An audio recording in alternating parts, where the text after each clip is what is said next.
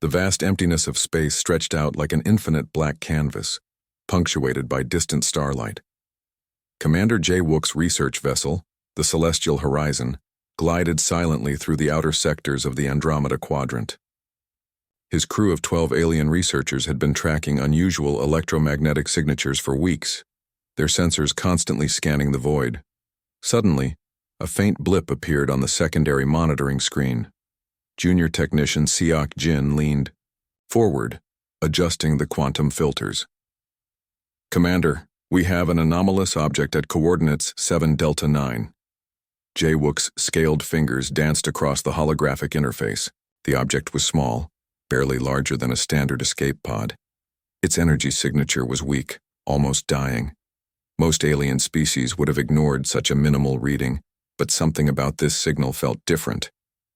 "Bring it on screen," he commanded. The main viewing panel flickered, revealing a battered metallic pod spinning slowly against the starry backdrop.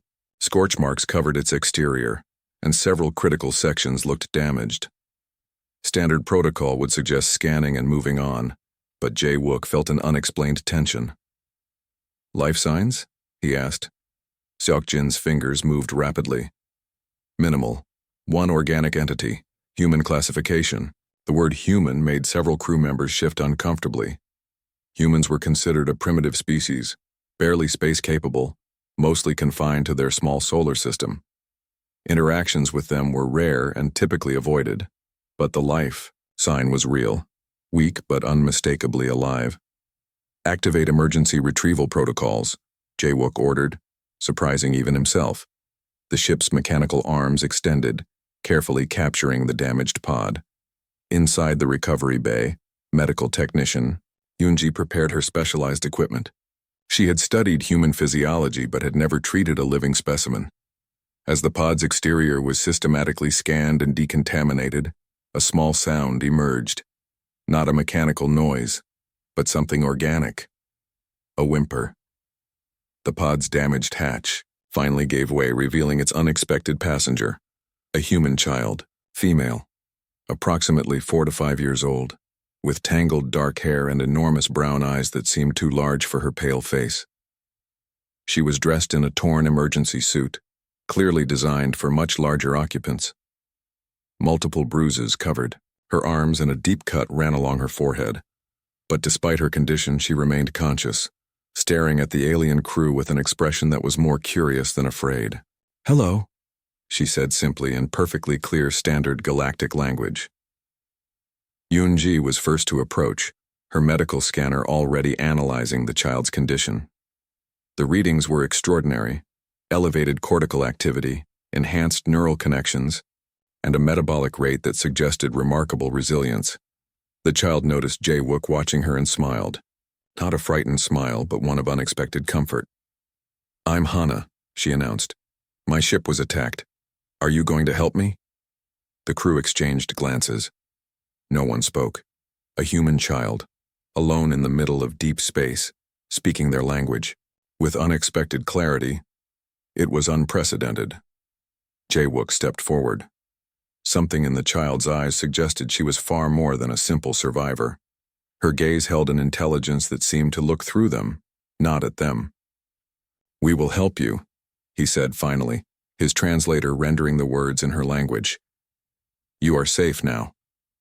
Little did they know that this moment would change the course of galactic history forever. One small human child rescued from the infinite darkness would become the turning point in an interstellar narrative that no one could have predicted.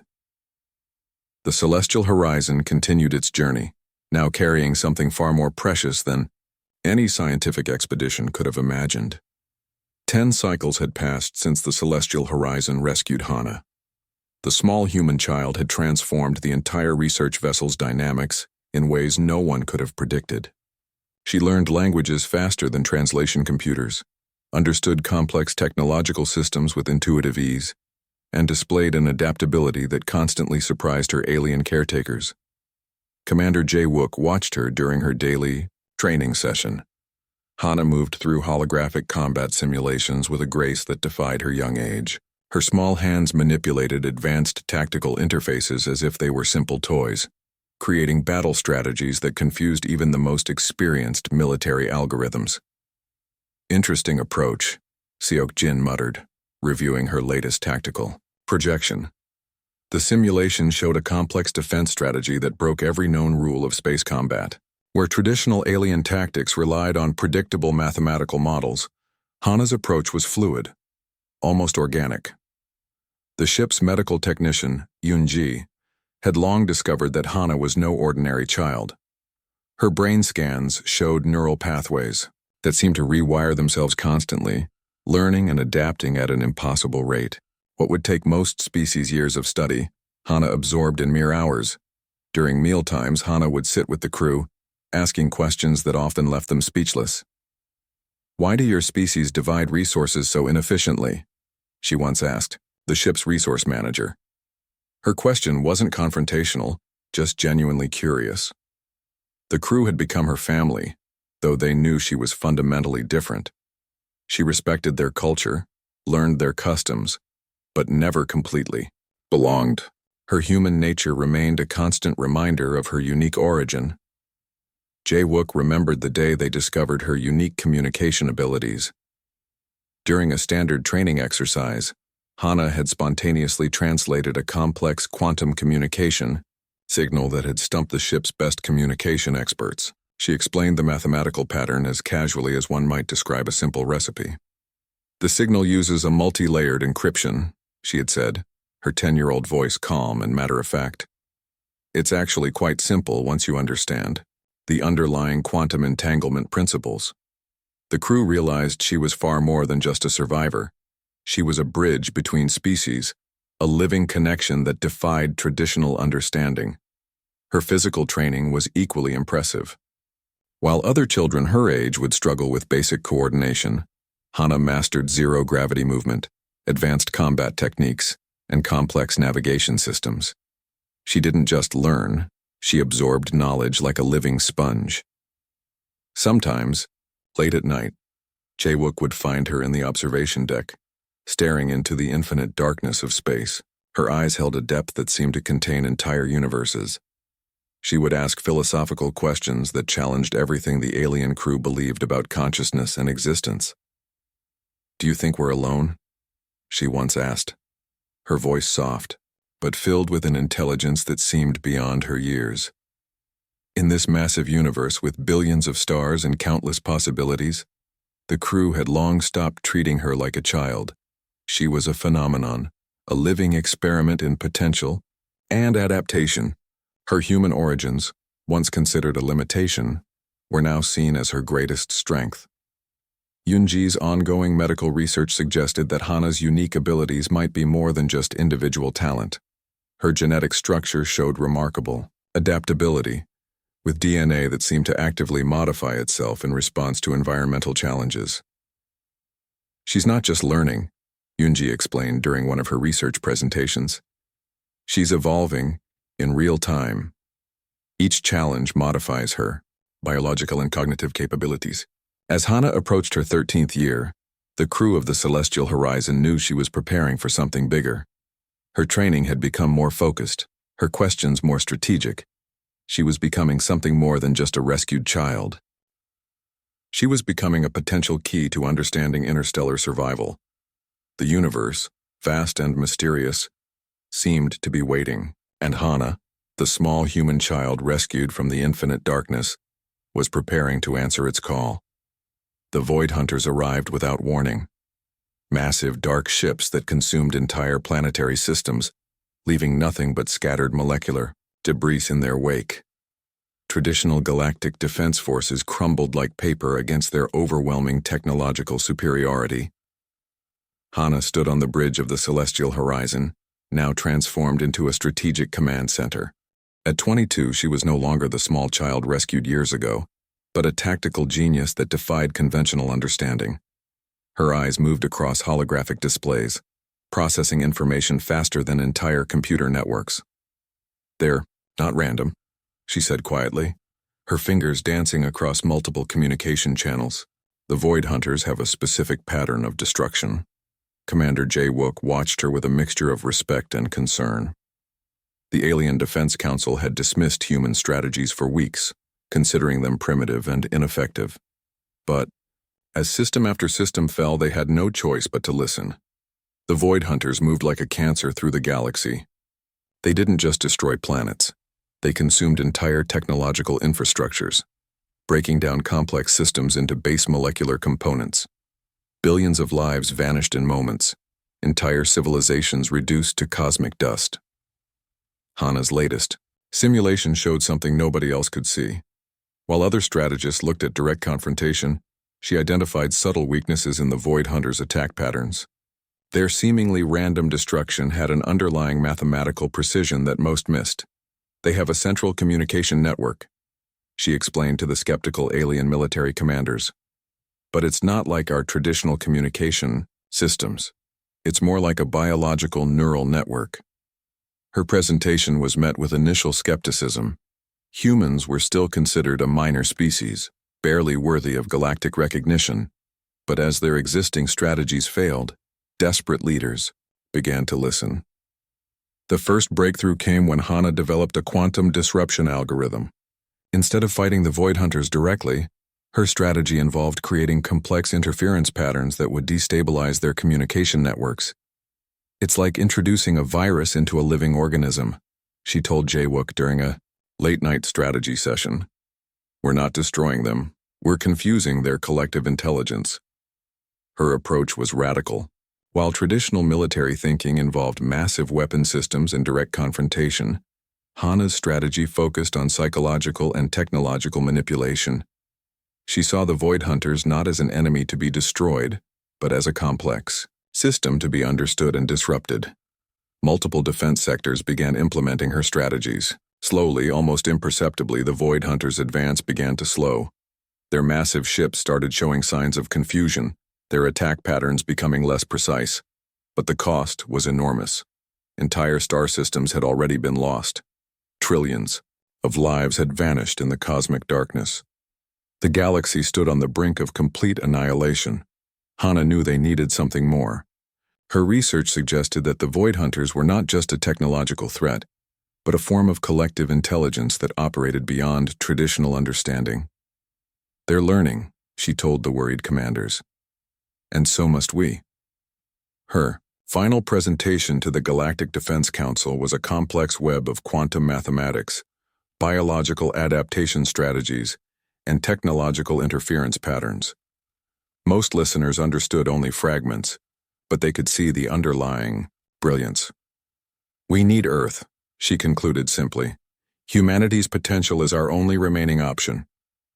The room fell silent. Humans were still considered a minor species, barely space-capable. But in Hana's presentation, they represented something more. A wild card, an unpredictable factor that might just change everything. As the presentation concluded, Jae-wook watched Hana. She wasn't just presenting a strategy. She was offering hope in its purest, most mathematical form. The galaxy held its breath. The Void Hunters continued their advance, and humanity's moment was about to begin. The quantum transmission arrived with unexpected precision, a single encrypted signal that pierced through cosmic interference, carrying Hana's mathematical signature and an urgent message about galactic survival. On Earth, deep within secure government facilities, specialized communication teams decoded the message. What they discovered changed everything. The signal wasn't just a warning. It was a complete technological blueprint revealing humanity's hidden potential. Government leaders gathered in a secure underground facility. Military strategists, technological experts, and political representatives watched holographic displays showing the advancing Void Hunters. The threat was real, and humanity's survival depended on an immediate response. Dr. Kim Yoon-seo, Earth's leading quantum engineering expert, stepped forward. Her team had been preparing advanced technological prototypes for decades, waiting for a moment like this. Humanity's most sophisticated research projects, previously hidden from public knowledge, could now be rapidly deployed. We're not just building ships, she explained to the assembled leaders. We're creating living technological organisms that can adapt in real time. Within weeks, massive construction facilities activated, Not traditional shipyards, but advanced quantum fabrication centers that could produce starships faster than any known galactic technology. These weren't just machines. They were adaptive entities capable of learning and transforming during combat.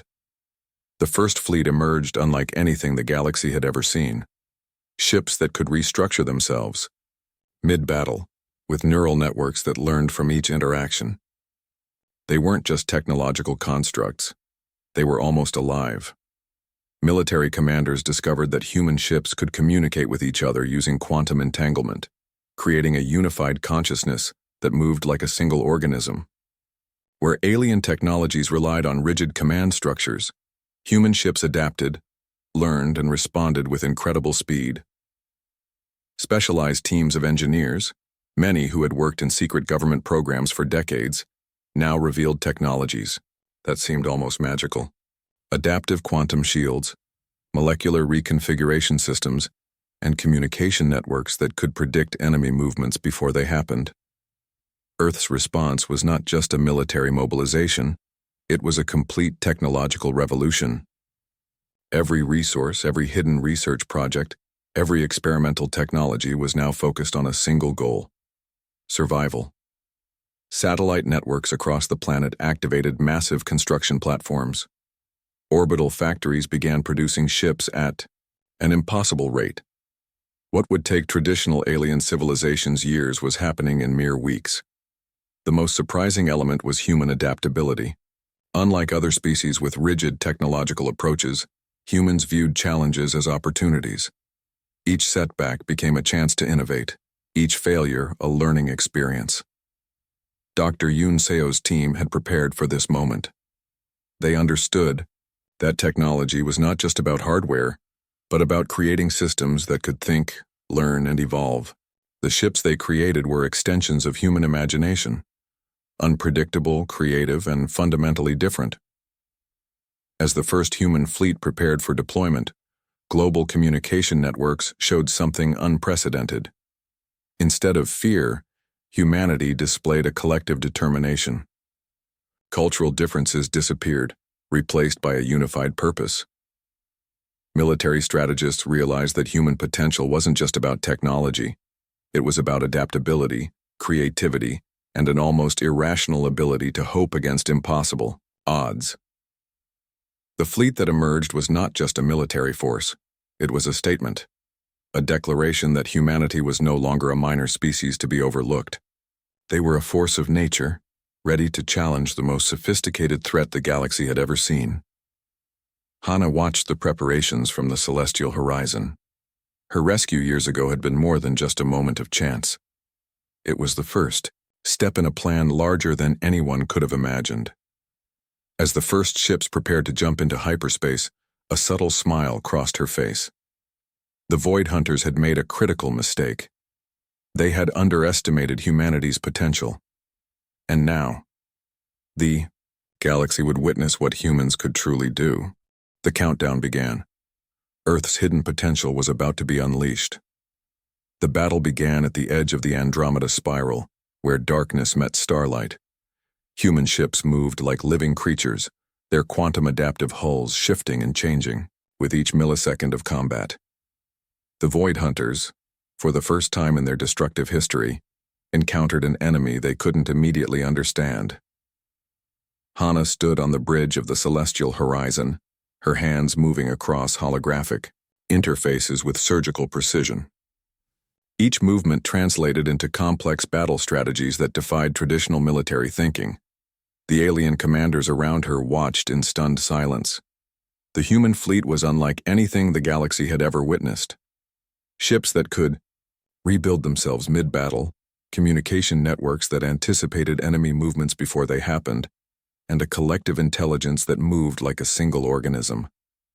Where traditional military forces saw barriers, humans saw opportunities. Dr. Kim Yoon-seo's technological innovations became the primary weapon. The ships weren't just machines. They were living technological entities that learned and adapted with each interaction. A Void Hunter attack would be analyzed, understood, and countered within seconds. Quantum interference patterns disrupted the Void Hunters' collective intelligence. Their massive ships, which had consumed entire planetary systems, suddenly found themselves confused. Mathematical algorithms developed by human researchers created complex disruption waves that penetrated their communication networks. The battle wasn't just about destruction. It was about understanding, adapting, and ultimately transforming the fundamental nature of the conflict. Humans approached the Void Hunters not as an enemy to be destroyed, but as a complex system to be understood and neutralized. Alien defense councils watched in disbelief. The species they had considered primitive and insignificant was now saving the galaxy. Humanity's approach was completely different from any known military strategy. Fluid, unpredictable, almost organic in its complexity. Each human ship became a learning entity.